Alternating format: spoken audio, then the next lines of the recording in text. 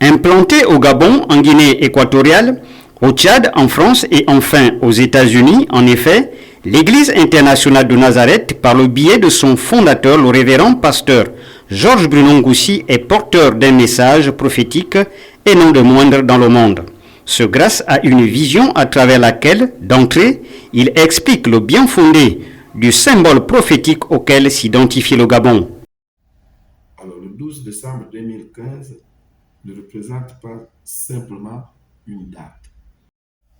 Donc, toute la nation gabonaise s'identifie ici à Jésus-Christ. Gabon, j'appartiens à Jésus-Christ. De cette logique, l'homme de Dieu se réjouit de l'accomplissement de cette vision. Donc, pour répondre à votre question, je ne peux que me réjouir devant l'accomplissement de cette vision. En général, nous étions pratiquement un peu relégués à un niveau tellement, en fait, je peux même dire ridiculisé.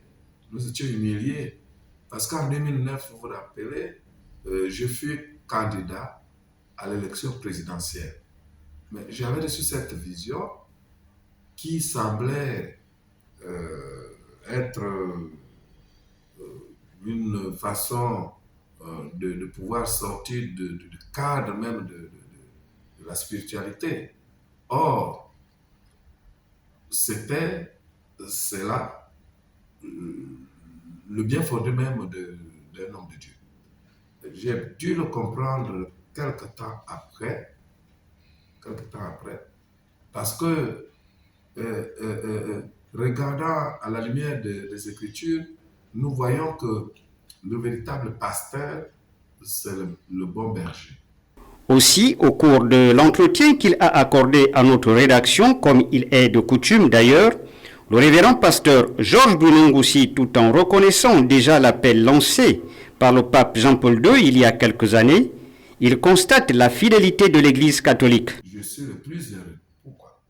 Mais parce que non seulement que le pape Jean-Paul II, en visitant le Gabon, avait déjà lancé l'appel à l'Église gabonaise de se lever en disant, paraphrasant la parole de Dieu, lève-toi et marche. Jean-Paul II pouvait dire, Église du Gabon, lève-toi et marche. Nous sommes arrivés à l'accomplissement de la vision que le Seigneur m'a révélée.